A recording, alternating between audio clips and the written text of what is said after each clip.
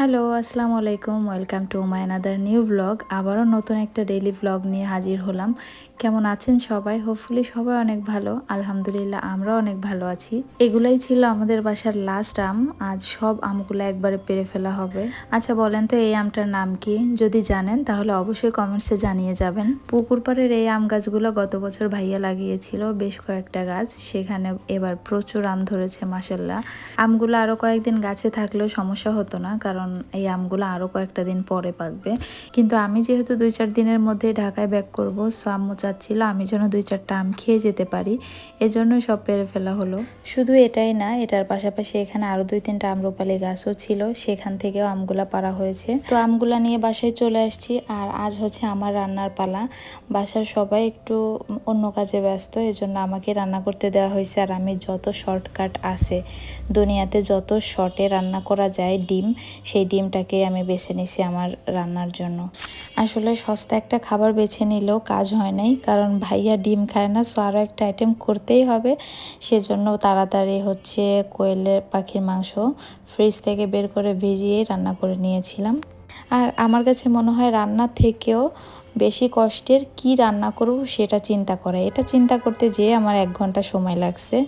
যাই হোক, পর আম্মুরা বাসায় ফেরার টাইমে আমার জন্য সিঙ্গারা নিয়ে আসছিল, কারণ রান্না করে আমি অনেক হাঁপিয়ে গেছি এজন্য। আর দুপুরবেলা গরম গরম সিঙ্গারা কিন্তু বেশ মজা লাগে। আর সাথে পিস ফলও নিয়ে আসছিল। এটা আমাদের এলাকায় পিস ফল বলেই চিনে। আপনাদের এলাকায় কি বলে জানায়েন তো কমেন্টসে। আর এই পিস ফল নিয়ে আমার ছোটোবেলাকার বেশ কিছু স্মৃতি আছে, সেগুলাই মনে পড়ে আমার পিস ফল দেখলে। আমার বাসার পাশে একটা গাছ ছিল, সেই গাছ থেকে পেড়ে নিয়ে তারপর হচ্ছে প্রাইভেটে যেতাম। এগুলো খুব আমার মনে পড়ে পিস ফল দেখলেই, বাট সেগুলো খুব ছোট ছোট পিচ্চি সাইজের ছিল। কিন্তু তারপরও ওই ছোটোবেলায় তো ওইটাই খুব মজা লাগতো। অনেক যে পছন্দ তা না, তবে ভালোই লাগে, খারাপ না। আর এদিকে আম্মু আসার টাইমে বাইরে থেকে মাছও নিয়ে আসছিল, ওটাও কাটতে বসে গেল। আর তারপর মাছ কাটা শেষ করে একটা হাঁস জবাই করবে। এটা আর আজ রান্না হবে না, ছোলা কাটা প্রসেসিং সব কিছুই রেডি করে রাখবে। আর আম্মুর একটা বান্ধবী আছে, সে আম্মুকে হেল্প করতেছে। আর এইটা হচ্ছে আম্মুর বান্ধবী, 24 ঘন্টায় আম্মুর সাথেই থাকে।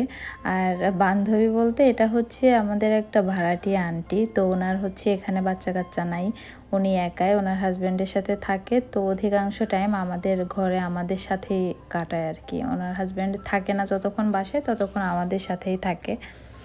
তো যাই হোক, এটা ছিল হচ্ছে বিকালবেলা। ওয়াসিককে আমি একটু ডিম খাওয়াতে বসলাম বারান্দায়। তো বাহিরের ওয়েদারটা বেশ ছিল, না গরম না ঠান্ডা। দুপুরবেলা একটু বৃষ্টি হয়ে গেছে। তো ওকে আমি বলছিলাম যত তাড়াতাড়ি তুমি খাওয়াটা শেষ করতে পারবে তত তাড়াতাড়ি আমি তোমাকে বাহিরে নিয়ে যাব।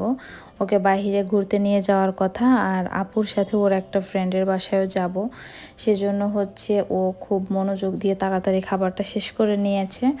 আর আমরাও বের হয়ে পড়লাম। বাহিরের ওয়েদারটা যে কি জোস! তো বের হয়ে প্রথমে আমরা চটপটি খেলাম। চটপটিটা লামের আবদারে খাওয়া হচ্ছে, 2 দিন যাবত বলছে যে চলো চটপটি খেতে যাই। তারপরে আমার আবদারে হলো চা খেতে গেলাম। তো চাটা মূলত শুধু খাওয়াই শান্তি না, মাঝে মাঝে একটু ভিডিও ছবি তোলাতেও শান্তি আছে। তো আমার সাথে ওয়াসিও চা খাওয়াটাকে বেশ আয়ত্ত করে নিয়েছে, ওরও এখন আমার সাথে সাথে চায়ের প্রয়োজন পড়ে। আমার চায়ের কাপে বিস্কিট না ডুবালে তার ভালোই লাগে না। সকাল বিকাল আমি যখন চা খাই তখনই আমার চায় ও বিস্কিট ডুবাই খায়। তো চাটা খেয়ে চলে আসছি বড় অপর একটা বান্ধবীর বাসায়। এখানেও এসে দেখি নাস্তার অনেকগুলো আইটেম রেডি করছে আপু। তো তারপর এখানে একটু খাওয়া দাওয়া করলাম, তারপরে কফি খেলাম। বাইরে থেকে তো চা খেয়ে আসছি, তারপরে গল্পের ফাঁকে ফাঁকে এখানেও নাস্তা করলাম। তো বেশ কিছু ঘন্টা আমরা সময় কাটিয়েছি এই আপুর বাসায়। তারপর অবশেষে লাস্ট ফিনিশিং করলাম হচ্ছে আমরা আইসক্রিম দিয়ে। আইসক্রিম খেতে খেতে এখন হচ্ছে আপুর বাসা থেকে বিদায় নিয়ে বাসার দিকে চলে যাচ্ছি। তো বের হওয়ার পরে দেখলাম মাশাআল্লাহ এত সুন্দর জ্যোৎস্না রাত। আর আমার তো জ্যোৎস্না রাত এমনিও অনেক বেশি পছন্দ। তো বাসায় যাওয়ার টাইমে এই সুন্দর চাঁদের দৃশ্যটা দেখে মনটা আরও একটু ভালো হয়ে গেল। তো বিকালে বড় আপু বিরিয়ানি রান্না করে রেখে গেছিল বাসায়, আমি সেটা দিয়ে এখন ওয়াসির রাতের ডিনার শেষ করব। আমি আর এখন কিছুই খাবো না, আমার পেট একদম লোড। তো আমি ওয়াসিকে খাওয়াতে খাওয়াতে বিদায় নিয়ে চলে যাচ্ছি। তো এই ছিল আজকের খাওয়া দাওয়াময় র্যান্ডম একটি ডেইলি ব্লগ। তো ভালো থাকবেন, সুস্থ থাকবেন, দেখা হবে আবার নেক্সট ভিডিওতে। থ্যাংকস ফর ওয়াচিং, আল্লাহ হাফিজ, বাই।